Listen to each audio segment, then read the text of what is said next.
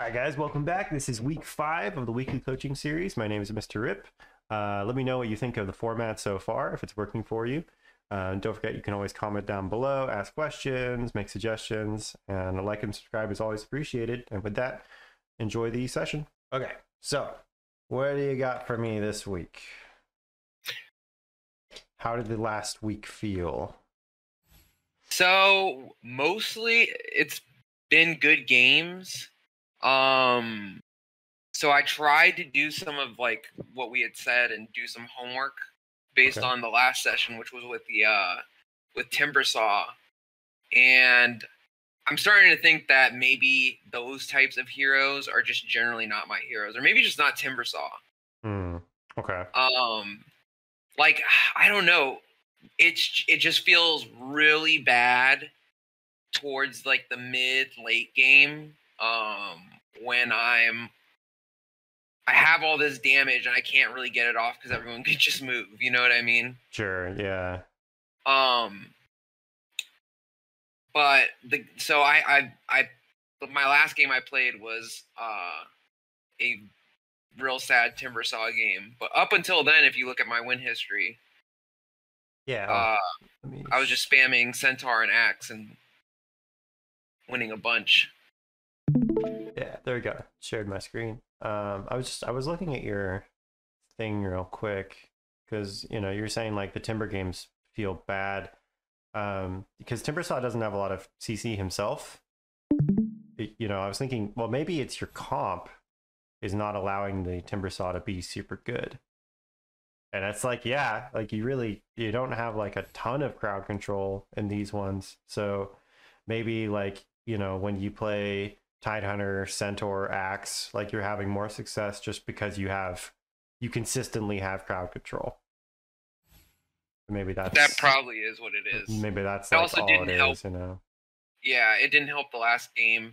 That's how it kind of felt. Was like every other game I had been playing, like the teams made a little bit more sense, and then I'm like, all right, well, let me try Timbersaw again, and it's like, all right, well, 2 super farming heroes and 2 supports with no stuns. Yeah, and I'm like, yeah, sick. Maybe it's just not good luck for you. Sick, yeah. I definitely have some heroes like that where it's like, oh, I love playing this hero, and I don't even think I'm bad at it, and I just can't win.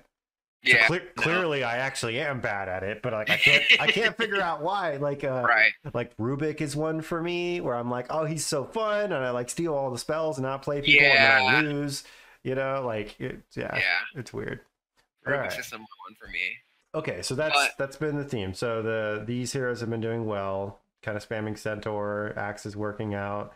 Don't like Timbersaw. How about the Legion game? How did that one feel? Let me try and remember the Legion game. If you can. I think it was one of those games where it just kind of like similar to the Timbersaw game where it just like, oh no, you know what? I know exactly what happened in this game. Yeah. No, I just got shit on by the Lena. Okay. Fair enough. It was just Lena position 1, and I was just like, she can just fucking hit me. I can't hit her. And there's like not really a lot that my hero can do to counter it, and my support's not really like doing that well at responding to her being aggressive to me, so it's just like I just kind of lose. Just bad lane. And then everyone, yeah. Okay. But I did want to go over that Timbersaw game. This last one? Yeah, because I think my like even with everything, I think maybe my itemization was just like really off for the game. Okay. All right, we'll have a look at that one. But real quick, I see you are Guardian 4. Congratulations. Yeah, thank you. What's the MMR now? Oh shit, let me check. It is 1250. 1250. So last time we checked, we were 1190. So that's pretty good. Nice. Okay, so we had Centaur, Axe felt good. Maybe like CC heroes more. Timber did not feel good. No CC. Pretty anything else? Any other notes for the last week, or is that just pretty much the trend? I think I've been getting better about analyzing certain things. So like specific matchup things. Let me see. Look at a specific game. Like back this up. Okay. Like the Centaur game that I played. Who did I lane against? I laned Which one was that? Which Centaur game? the one before this This one here? Timber game. 38 to 17? Okay. Yeah. So I knew, like, for example, I was going up against Sniper. So I started off double ring of protection. I figured it's gonna be hard for me to kind of get close to him. So I put most of my points into retaliate. Okay.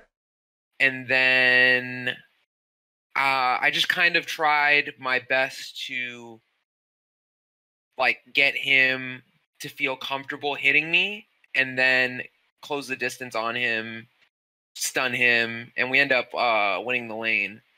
Just little things like that I've kind of picked up more and more on. Yeah, like the rings and the phase boots and all that stuff. Yeah, just like real specific things where I'm like, okay, how can I win this matchup? Yeah. It was the same thing with the Axe game before that one where I laned against Nature's Prophet. I think what items I need, like picking up the casual like ring of protection just to tide you over. Yeah, that's cool, man. Exactly. Stuff like that. I've been having more success with just kind of like realizing, like, just I think even more in depth on stuff we've already been building on, where it's like, okay, like, forget whatever is supposed to happen. How do I win this lane with what I have? Yeah. Okay, that's awesome. Like another thing to note, like real quick before we go into the Timbersaw game, is like this idea of like what's supposed to happen. I mean, we always got to keep in mind like that's just like it's a guideline for talking about things in a void. You know what I mean? Just like we have no other information. What does this hero do? And it's like, okay, but like, Dota's contextual is all hell, right? Like it's so I think the more you can kind of like purge that idea of this is what's supposed to happen, or that what's supposed to happen, outside of maybe the basic structure of like roles, I think that one's pretty, because that one's not even really up for debate. Like somebody has to farm the most, somebody has to farm the least. Like right. Yeah, no, for sure. I just think like my like ability to analyze my specific lane has gotten a lot better. I still maybe struggle like more macro, but yeah, like I played a Centaur game against an Ursa and I was like, okay, when and why is Ursa strong? Ursa's strong whenever he has Fury swipes and he can hit you a bunch. Well, I noticed he didn't have Fury swipes level 1. He doesn't scare me. I'm gonna fucking harass the shit out of him. That's awesome. That's super cool. I ended up dominating him in lane because of that. So yeah, that stuff has felt really, really good. Where I've just kind of been able to like pick apart what I need to do to win. Awesome. Okay, sweet. And we still smoking weed for ranked games. Is that still helping? Yeah, I think it's like I think I've started to be able to even apply some of that stuff outside of that. Okay. I think that Ursa game was a game where I had been smoking and I kind of like was just like, all right, how the fuck do I beat this Ursa? Oh, he doesn't have Fury swipes. Sick. I'm gonna do this. Third eye fucking open. Yeah, for real. Okay, that's sick. But I've tried to like think of like the mindset that I had on like during those times and like, all right, how do I apply that here? Stop looking so much at just like hitting the creeps. What do I like? How do you win this lane? Okay. So it definitely, I don't know. It definitely, whenever I do that, like whenever I smoke weed, it just feels more natural. Like I don't have to think about it as much. It's just like I'm in that state. Awesome. Whereas outside of that, I kind of have to think a little bit more. But yeah, it's been I've been able to apply it a bit more. It's just cool. It's just nice to have something that puts you in a different perspective, Yeah, absolutely. Yeah. That totally makes sense. Okay. Well, what is your going into this game? What is your perspective on it? And also, like, what were the issues you had in this game that you wanted to look at?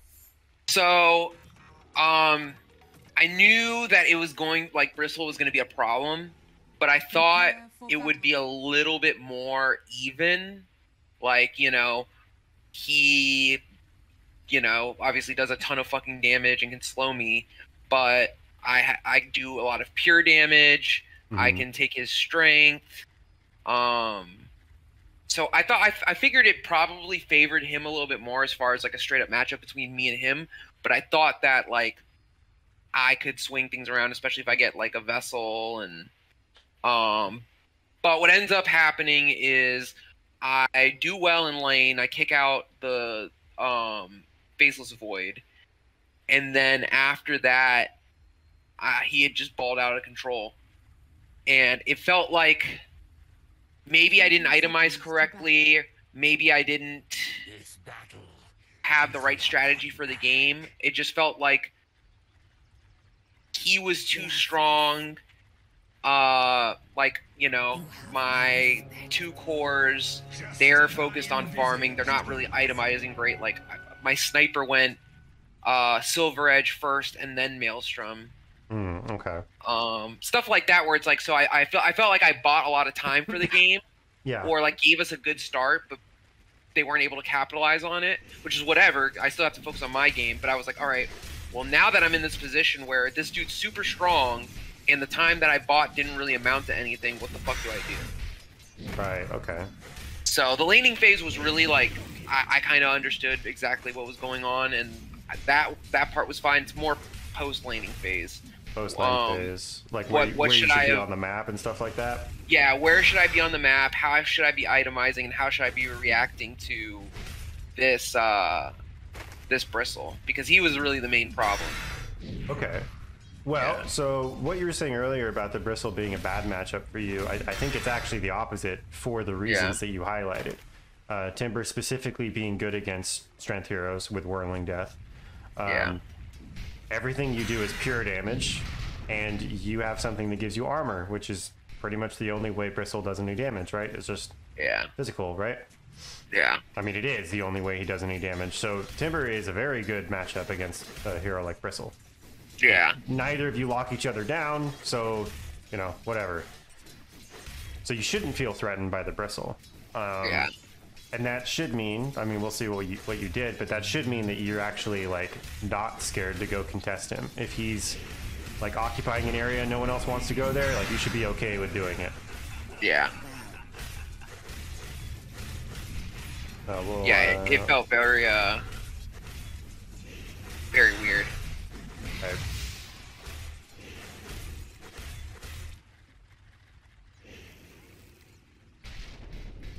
We'll skip through the lane phase first, see how it goes.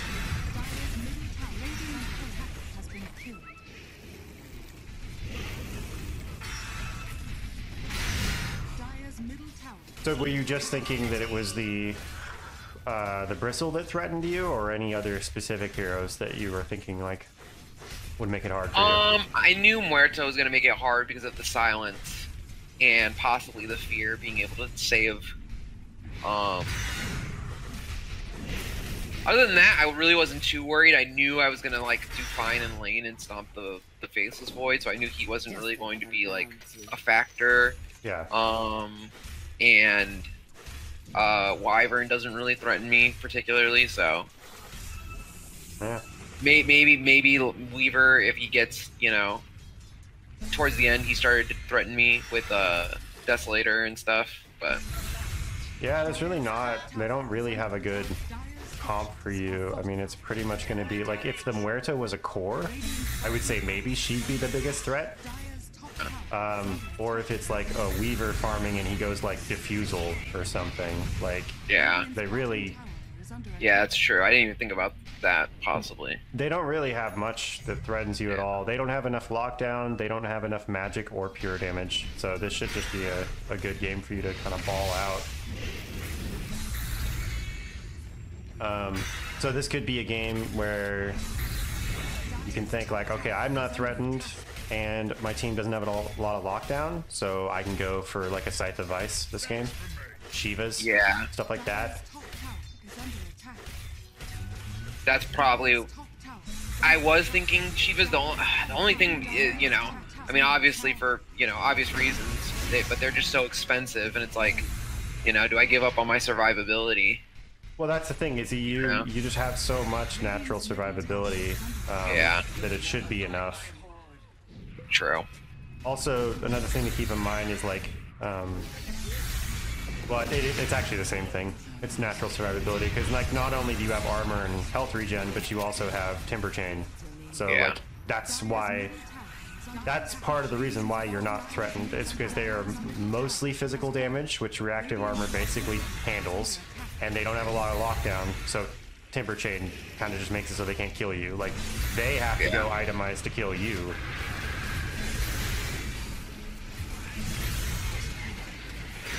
I think like coming down here, this is good. Like Spectre gets to come up here, you come down here, you fight.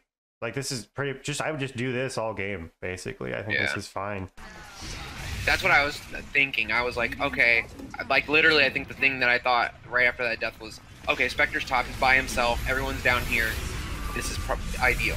Yeah, especially because it's a Spectre, because a Spectre wants to split and haunt in, so it's extra good.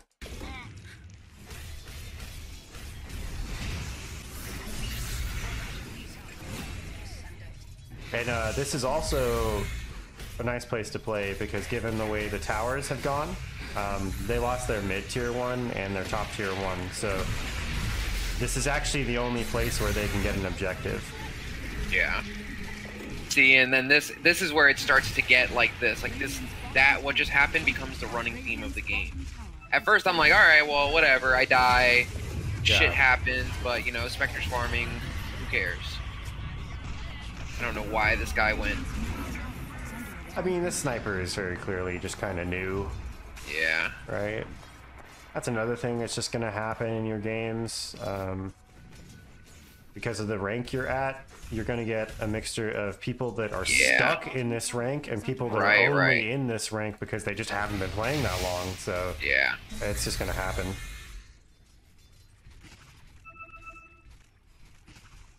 So here, I don't like the hood. I'm going to just say that right now. Yeah. I don't like the hood because you should be able to see that Muerta's not a core. And that they just don't have a lot of magic damage outside of Muerta and Wyvern.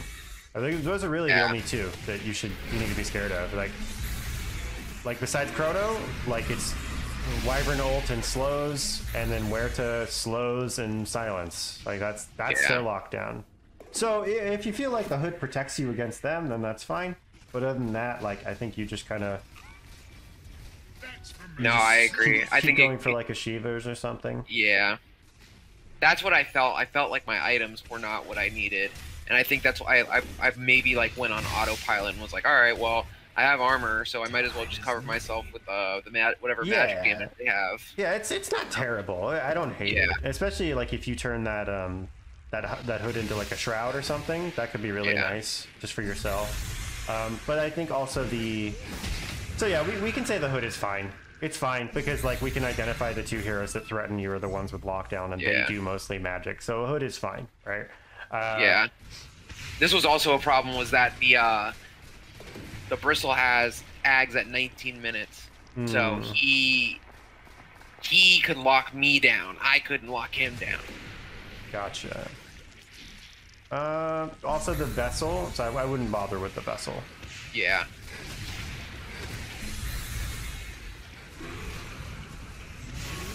I mean, it's fine.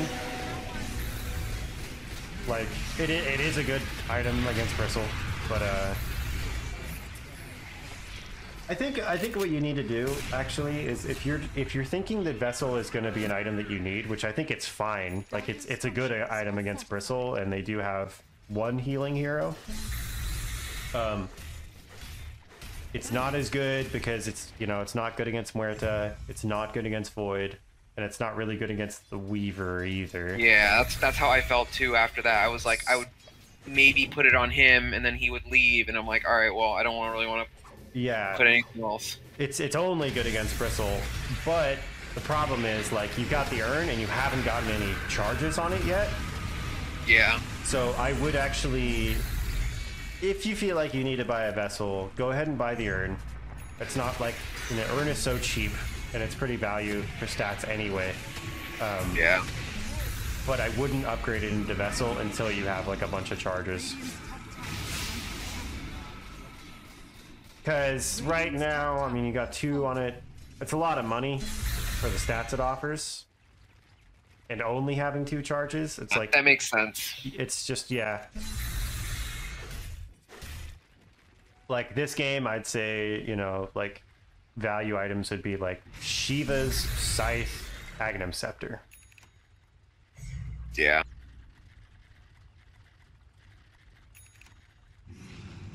And then maybe if it goes late enough, maybe like an Aeon Disc or something because of Chronosphere. But I think your map movements are fine where you're going to.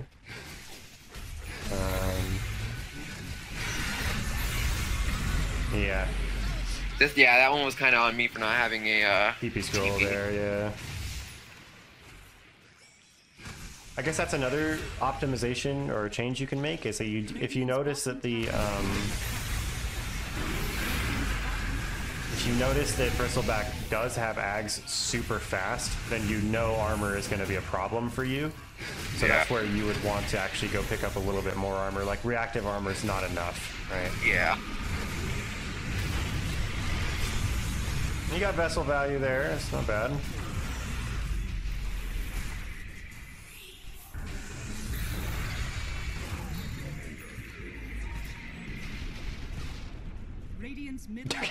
I'm reading the alt chat. Jesus. I'm like, dude, all right, what did you do? It's your fucking bristle. So I'm amazing.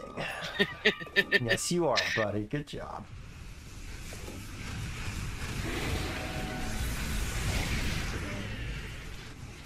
Looking at neutral, seeing if there's anything better that you could have picked up. Doesn't look like it really. Yeah, at this point it just felt like shit. I'm like, yeah, I mean, he can slow me. Yeah, and it was like a kind of crazy combo with like the Muerta silence and bristle with Ags. You just get stuck in there, and then like you're just getting hit with the ghost over and over again, getting silenced. I like this move that I did. Yeah, that's good. That's good shit. So the problem with the Muerta silence is that it's not. You can't just Yules it off. Yeah, that's why I was trying to go for BKB. Yeah, but then that's another problem, right? Is that BKB doesn't actually solve any other problems for you. Like, I'm fairly certain that you can't get rid of nasal goo. Oh, it is. Oh, it is dispellable. Okay, all right. So then that's kind of good then. So it can help you dispel nasal goo and make it so Wyvern doesn't do any damage to you. And but she can curse me if she's smart. Yeah, she can curse you. So she has a curse that goes through. You have Chronosphere that goes through, and it helps you against the silence. I mean, no, it's not like a bad BKB game. It's not great though. And you have to ask yourself if maybe like something weird like a Force Staff would solve the problem. Yeah. I think it would.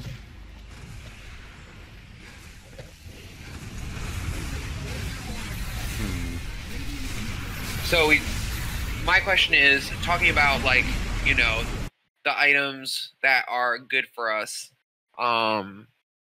what order would you have gone for in those items? Because a lot of those items I think about as like, I need my build-up items, and then once I'm like really like farming well, then I start thinking about those items. Okay, well, a little bit is going to be contextual. A little bit's going to be based on the timings of other things. So, like I mean, we'll ignore the wand and the soul ring and the arcane boots, right? That's all. Yeah. Whatever. I think we got to back it up. So let's look at when you bought each item.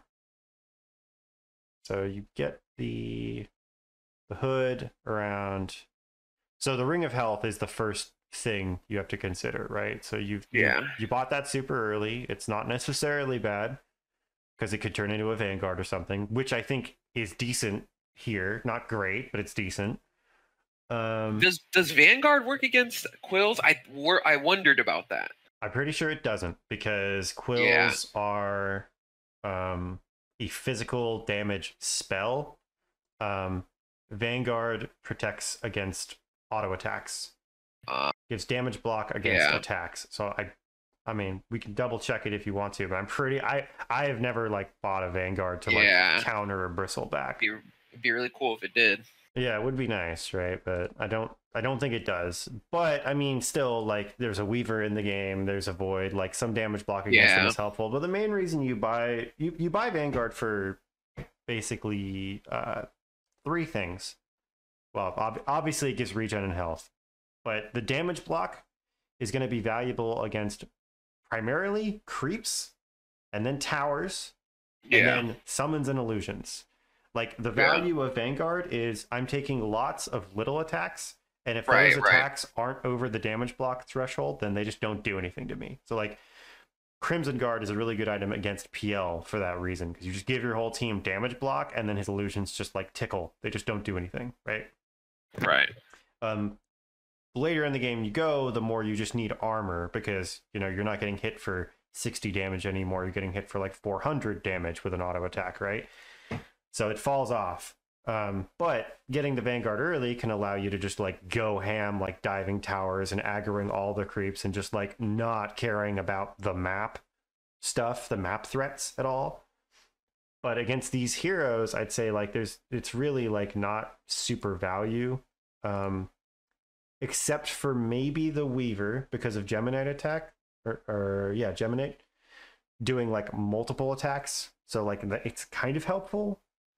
It's like okay. It's like you know, like I notice a lot of newer players like buy Blade Mail because Blade Mail gives armor, which is fine, but like it doesn't give enough armor to significantly change it. And Vanguard is a little bit in the same way. Like it usually doesn't solve the auto attack problem enough in relation to heroes, unless explicitly that hero like does attacks in a different way, like they have summons or something. True. So Vanguard would be fine, but you know, whatever, not that great. So what items would I have gone for here? I mean, I think like these are all fine. And then looking at, I'd just be trying to pay attention to when everyone else is getting their items and maybe judging it based off of that. So like if he gets an Ags out, like you can see that he's going for the Ags around 17 minutes, right? Because you see a staff and you see the blade. Assuming that's actually scouted. So at this point, I'd be like, all right, I'm going Shivas now. Probably. Or like, if I was playing really well, I think that's where my brain would be going. It would be either Lotus, because I already have the arcane boots. That's a simple build-up. And that also gives you the Dispel to help against the few things that do threaten you. Like actually, yeah, no, come to think of it, Lotus Orb would have been a good first item here. You go interesting, like arcane boots, wand, soul ring. If you feel like you have enough regen, you don't bother with the hood or the Vanguard, but you maybe just get the ring of regen, the ring of health, and then you go Lotus, kind of first item, and that solves a lot of problems. You can dispel the silence. You can take off nasal goo. You're not as threatened by Wyvern anymore because she has to be careful about cursing you because she can curse herself. And it gives you armor to deal with the 3 physical cores. So I think Lotus really actually come to think of it, yeah, it would just be Lotus is first item here. That makes a lot of sense. And then from there, then it would be, okay, I got Lotus. Am I survivable enough? If yes, then I start looking at an offensive item. So that's when I'd be like, okay, do I need to go Ags or Scythe? Or am I split pushing all the time? I pick up my Shard or whatever, right? Yeah. The Vessel is fine against Bristleback, but again, only good if your team is active and winning and getting charges. No, that makes sense. And it's only good like if you can get the right team fight for it. It's too situational. It can be fine. It's just that your team needs to be, you need to have an active element on your team. So if it's like, I don't know, like let's say you're playing like position 4 and you've got like a Legion and a fucking Skywrath on your team or something like that. You're like, well, those guys are going to look for kills, right? Therefore, I will get vessel charges. So if I need a vessel, there's my source of them, right? But here, if you have a sniper who's gonna farm a lot, and you have a specter who's gonna farm a lot, and you have an undying that is not a ganking hero. So really the only like active heroes on your team are like kind of Witch Doctor with a stun, and then a specter wants to haunt in. Your team fight is very defensive. Yeah. That's fine. That's a strength.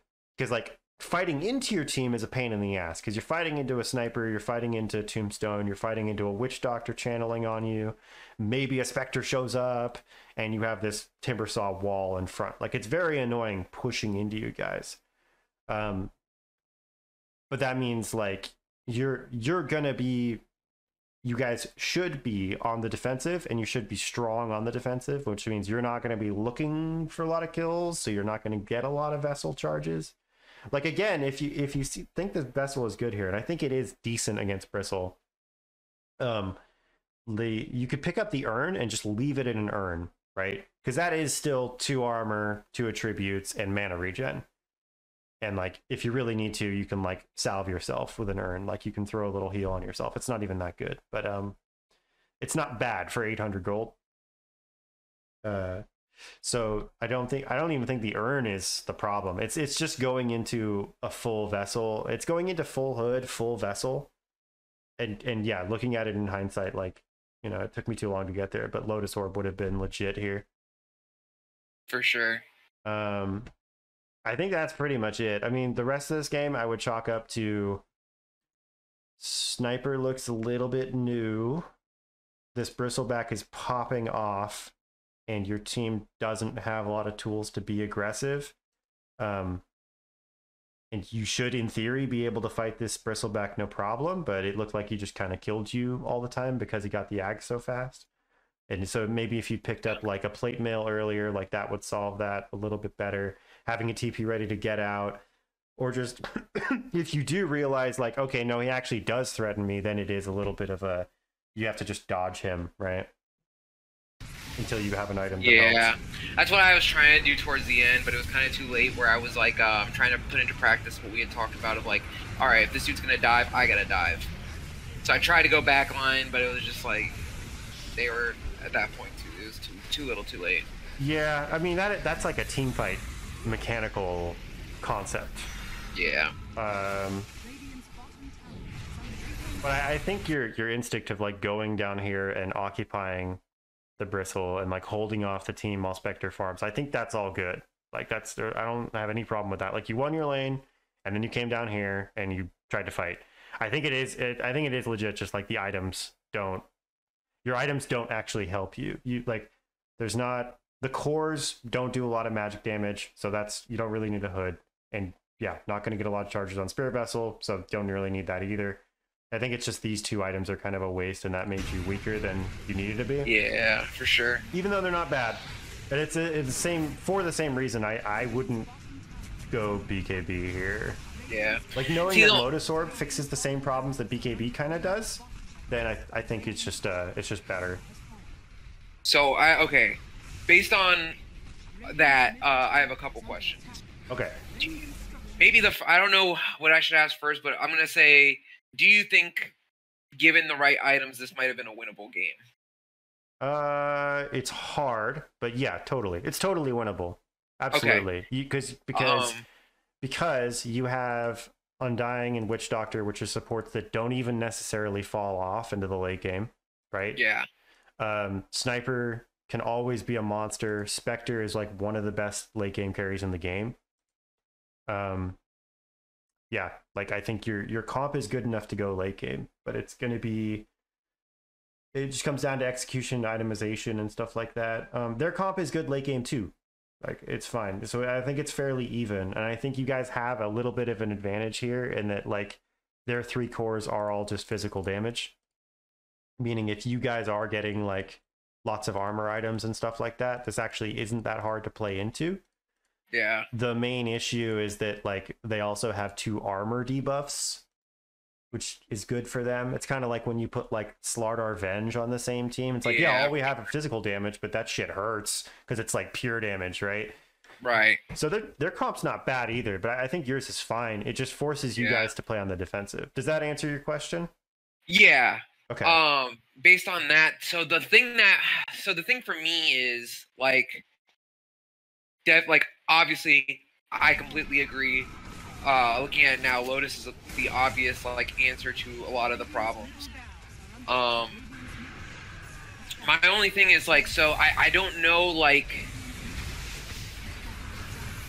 don't know what stops the bristle. I guess, I'd have to like. It feels like I have to delay the game so much for my cores to be able to get to a point to kill him. Because I don't feel like I can kill him.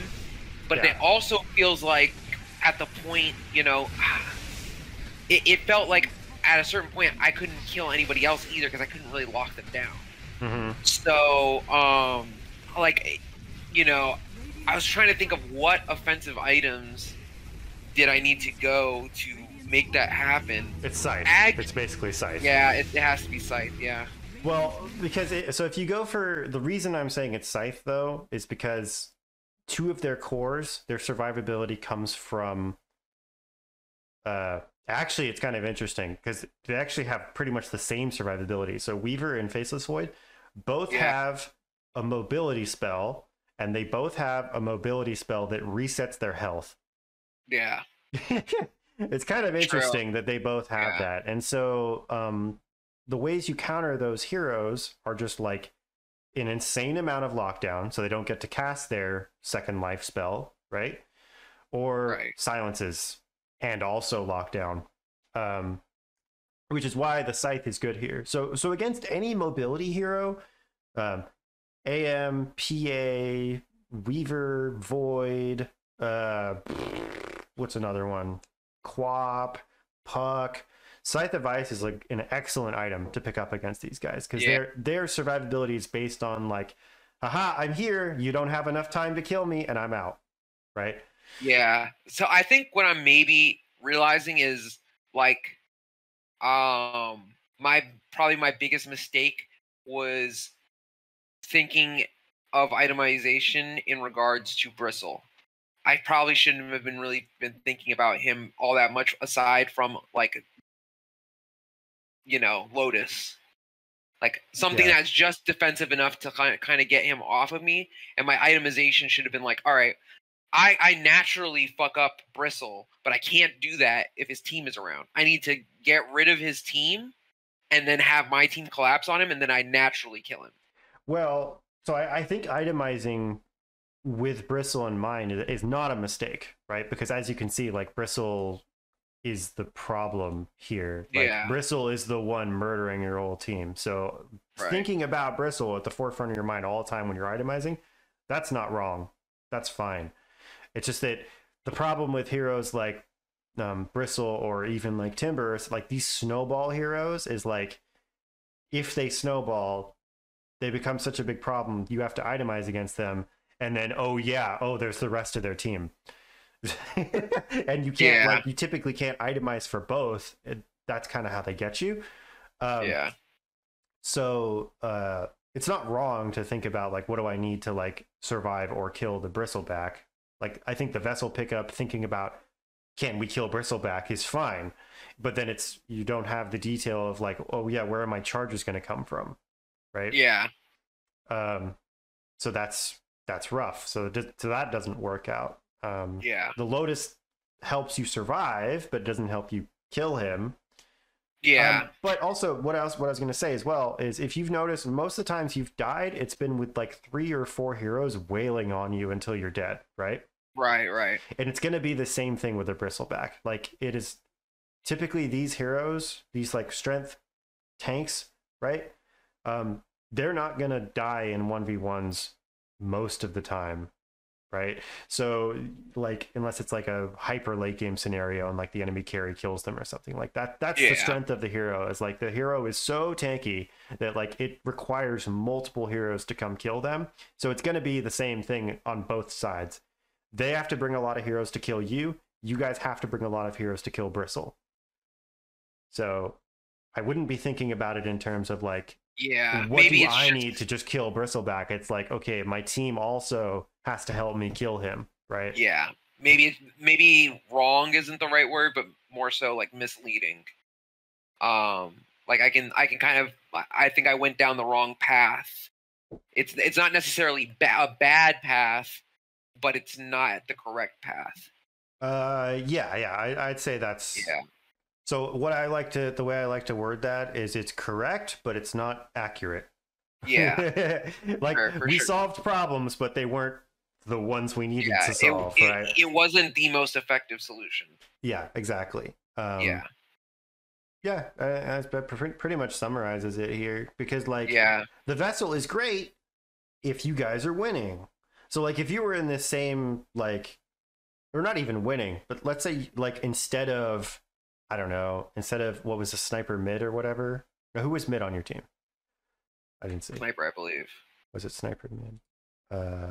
Yeah, okay. So let's say instead of a sniper mid, it was a quap or a void spirit or a storm spirit, right? Yeah, Okay. Bristleback balls out of control and dumps on the safe lane, but you've got a hero on your team that's doing the same thing to them. Okay, great. Let's get Vessel and let's go kill the Bristleback with yeah, the charges. That's good. But you have to yeah, recognize that the other 4 heroes in your team are naturally defensive heroes. So that's yeah. that you're only going to get charges if the enemy team walks into you and you kill them in a team fight multiple times. So to kind of expand on that, and like broaden the concepts past like this specific game, probably the lesson to take from this then is um to kind of when I'm thinking of my itemization, um think about what I naturally offer, what my team naturally offers, and what we both don't offer versus what the team has, and then think, does this item, how many people does this item help me deal with? Right. Okay. So uh here, I'll write it up. So what does your team lack and what does the enemy team lack? That's how you started that? Yeah. Do Yeah, both what like teams lack, right? yeah. Um And what do we have naturally? Like without any items, what do we both have that is going to inform my itemization, you know? Like if I have right. reactive armor and they don't have that much physical damage, I probably don't need to go any armor.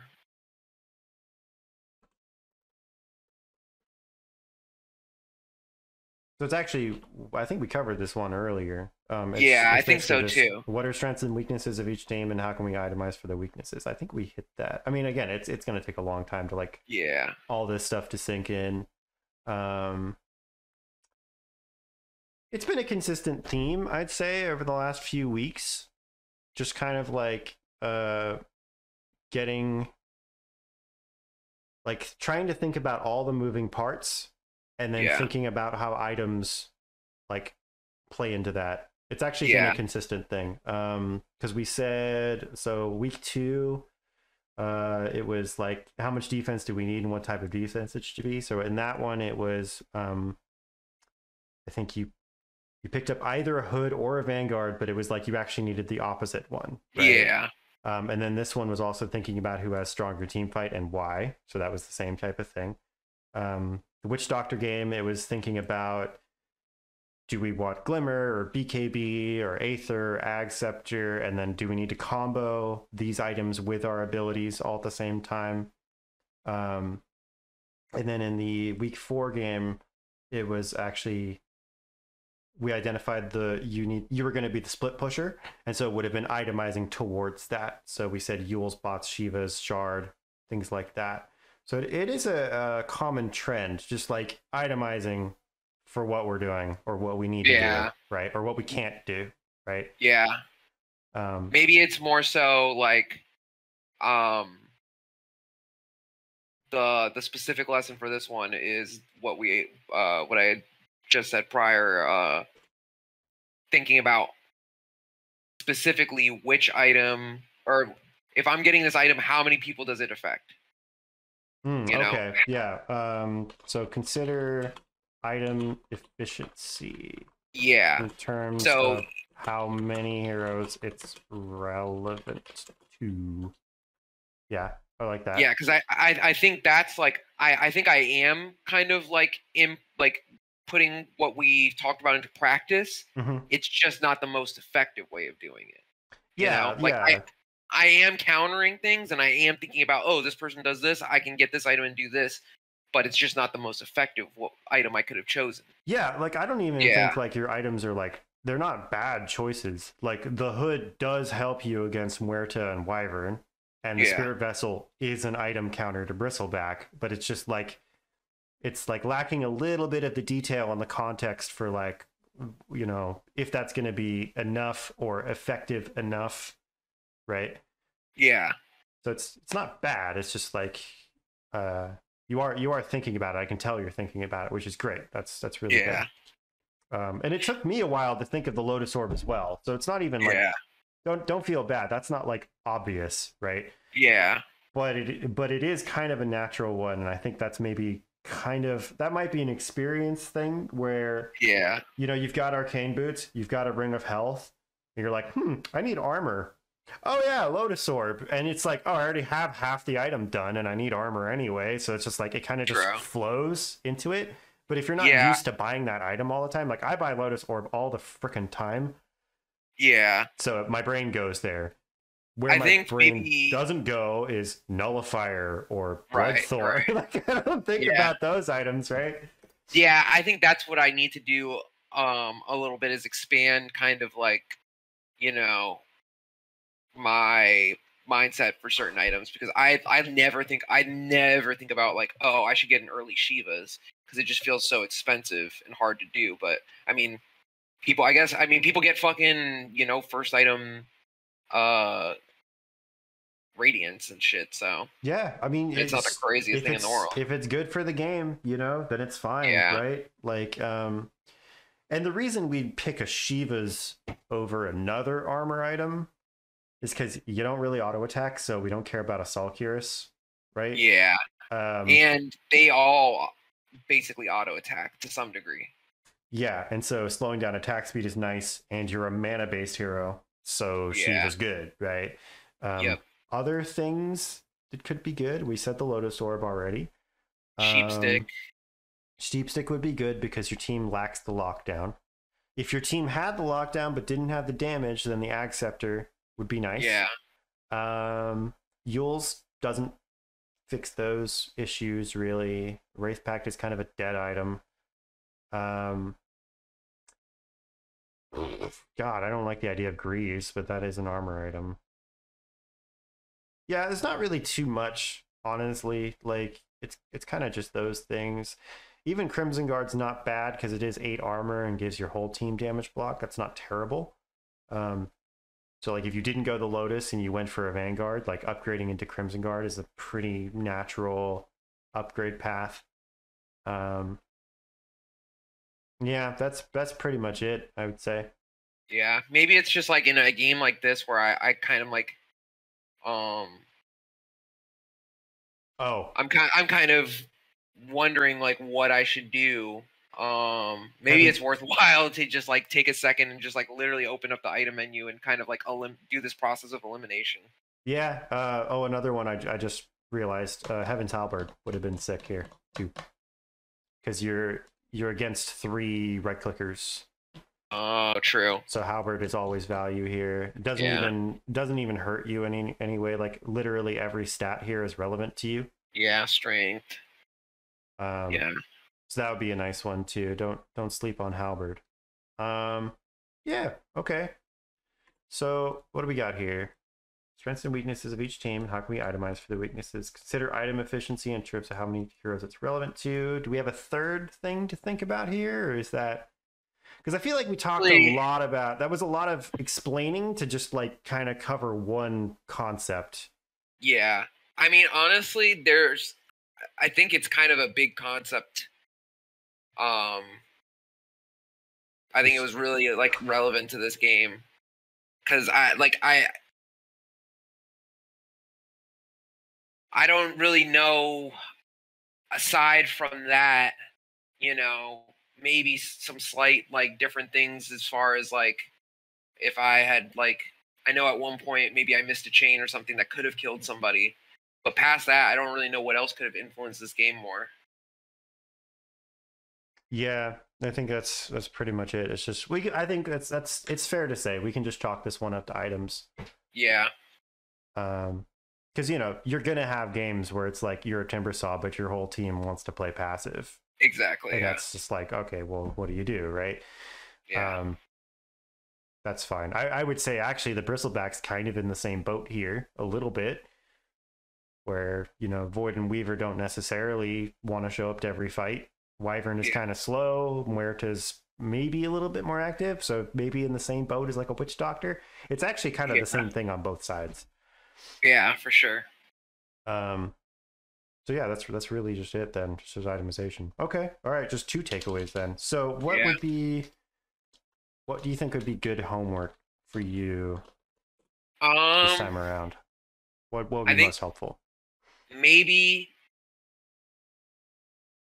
kind of just I'm trying to think of like, you know, something that's like relevant that I can kind of like, you know, bring up to because I can think I mean the obvious thing to me would just be like, all right, play a game, pull up the item list, and then look at, you know, could I have gotten something that would have been more efficient? Like studying your item choices afterwards. Yeah. Okay. But maybe that might be hard to like bring back here. Okay, how about this then? So let's have you study your item choices. Yeah. For the next week, like after game.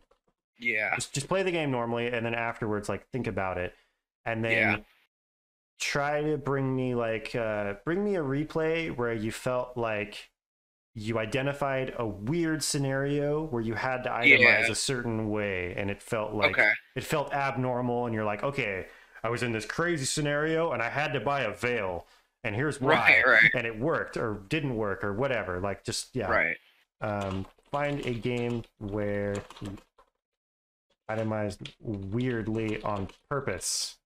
Yeah. That sound good? Yeah. Yeah, I think that it'll also like part of that will be making sure that I'm playing heroes that I'm more familiar with, because it's sort of like a similar thing to where it's like I'm so familiar with Sand King that I can tailor my build, my skill build to a specific matchup.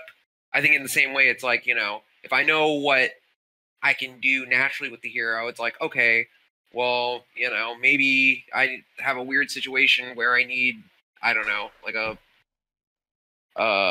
glimmer cape or something. Right. Yeah, you know what I mean? Well, it's like you mentioned earlier, like you felt like you were going a little bit on autopilot here, and it is kind of evident because like you picked up a hood.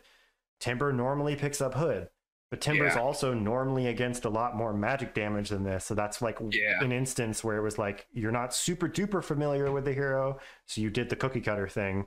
Right? Exactly. Yeah. So I can see that. Okay, cool. So we'll just paraphrase real quick. So what are strengths and weaknesses of each team, and how can we itemize for the weaknesses or the strengths, right? Yeah. Or strengths, we'll say. Or strengths, maybe. And consider item efficiency in terms of how many heroes it relates to. So does this solve a problem with one hero? Does it solve a problem for every hero? You know, like, is it good enough? Right.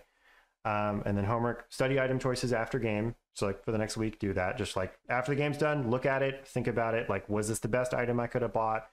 Would this have been good? Whatever. Yeah. Don't super overthink it unless it's like a really weird one. And then in which case, you know, bring that one and we can look at it. But then for sure, try to find a game where you itemized outside the box. You did something weird, like and maybe seemed like it worked or didn't work. Maybe what I'll do is I'll just like literally spam one hero, so there's no like other variables. Yeah, I can just focus. Yeah, I'll just focus on one hero. Eliminate all those other variables and just be like, okay, what's a weird item choice that I can go here that actually fucking counters everything. Right. Yeah. Cool. Okay, cool, man. Awesome. That was a good one. And we good for next Monday? Yes. Yeah, we Sweet. should be all good. All right. Looking forward to it. And congratulations again on Guardian 4. That's awesome. Thank you. Thank you. Definitely, you know, these are, the more we do these, the more I'm climbing. Love to see it. It's really cool. Oh, yeah. All right, man. Well, All I will right. catch you next week then. All right. I'll see you around, man. Yeah. Have a good one. You too. Peace. Peace. All right, guys. Now we'll do our YouTube extra now. Thank you for watching. Don't forget to check the playlist at the end of the video. If you have any questions about this one, leave a comment down below. I will answer it. And tune in next week for the next video. Bye.